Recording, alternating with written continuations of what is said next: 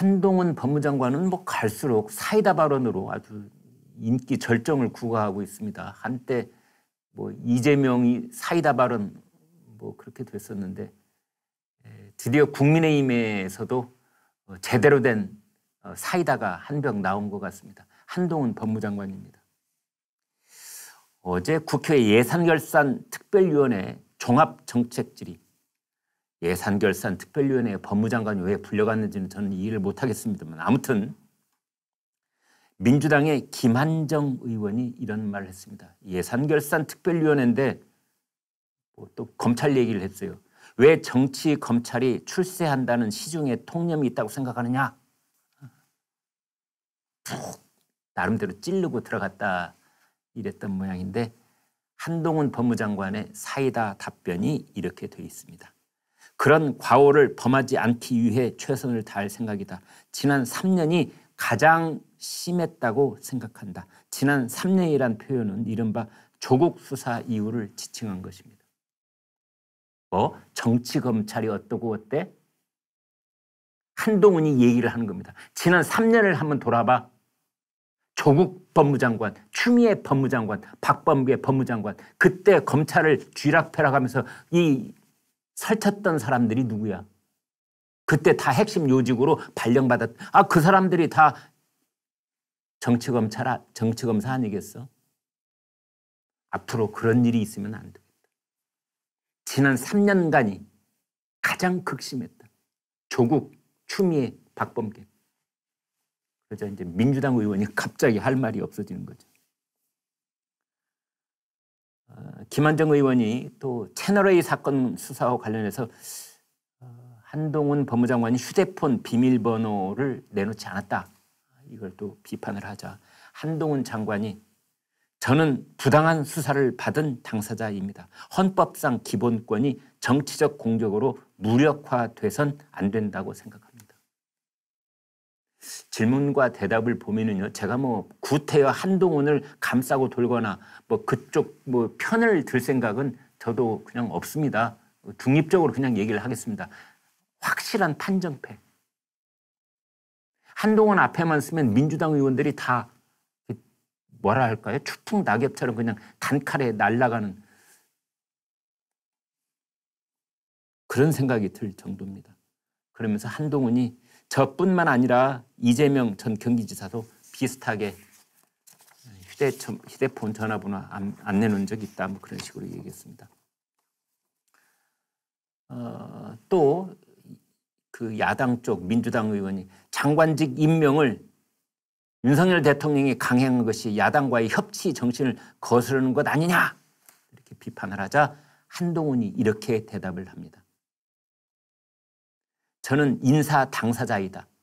피인사권자다. 나는 임명을 당한 사람이다. 그런 뜻입니다. 인사를 하는 분, 윤석열 대통령이다. 인사를 하는 분의 심정을 내가 짐작해서 말할 수는 없다. 제가 뭐 윤석열 대통령의 속에 들어간 것도 아니고 저한테 자꾸 그러면 어떡하느냐. 그거는 윤석열 대통령한테 물어라. 이런 것이죠. 그러면서 또 마지막에 이렇게 말합니다. 그러나 그 말씀을 하신 취지에는 공감을 한다. 서로 존중하면서 인사를 하는 게 맞다고 생각한다. 국회에 이제 한동훈 법무장관이 가서 이제 그 야당인 더불어민주당 의원들하고 이제 주거니 받거니 이야기를 하는데 참 그 야당 의원이 안쓰러울 정도로 판판이 깨집니다. 그러니까 제가 봤을 때는 더불어민주당에 그러니까 오랫동안 이 소문난 저격수들은 일절 모습이 안 보여요. 예를 들면 뭐 정청래, 뭐 안민석, 뭐 그 사람들 하는 얘기가 다 옳았다는 건 아니고요. 거기서 그래도 이런 일에 산전수전 겪은 그 다선 의원들, 중진 의원들이 있는데 그 사람들은 모습이 보이지 않고 고민정 같은 사람이 나와서 이제 한동훈하고 칼싸움을 벌이는데 상처투성이가 되고 다 찔리고 그렇습니다. 이제 고민정 의원이 한동훈 법무장관한테는 질문 이제 세례를 퍼부었는데 제가 빠르게 좀 소개해 드리겠습니다. 기가 막힙니다. 고민정, 한동훈 장관님, 요새 워낙 많은 이들이 이목이 집중되어 있어서 부담스럽지 않으세요? 한동훈, 솔직히 좀 그렇습니다. 고민정, 한 가지 부탁드리면 답변하실 때 천천히 또박또박 말해 주시면 좋겠어요. 괜히 성의 없는 태도로 보여지는 게 좋지 않을 것 같아요.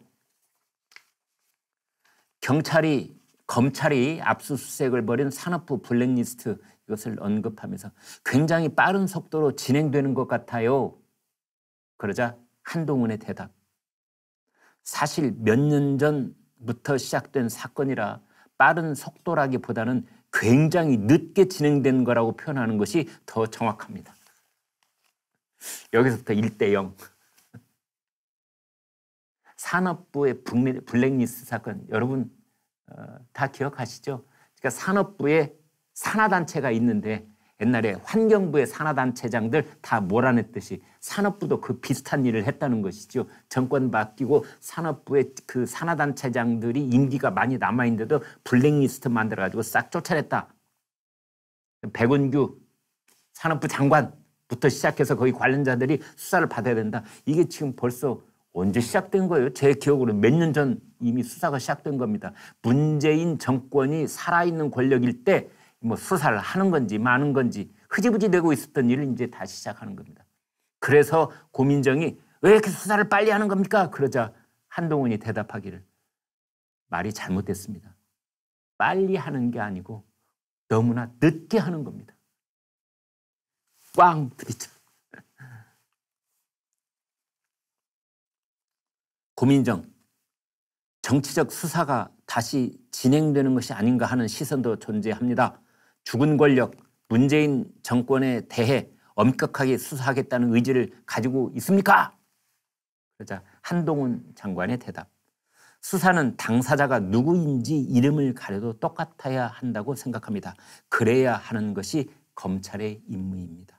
저는 이제 검사가 아니니까 법무장관으로서 검찰이 그런 일을 할 수 있도록 외풍을 막고 지원을 하는 역할을 할 것입니다. 구체적인 사건에 대해서는 개입하지 않겠습니다.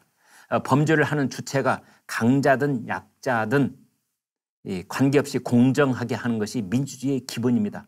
속도 이런 부분 구체적인 사안에 대해서 법무부 장관 검찰 수사 지휘권을 대통령께서 공약으로 포기한다고 했습니다. 저는 그 뜻에 동의해 지휘권을 행사하지 않겠습니다.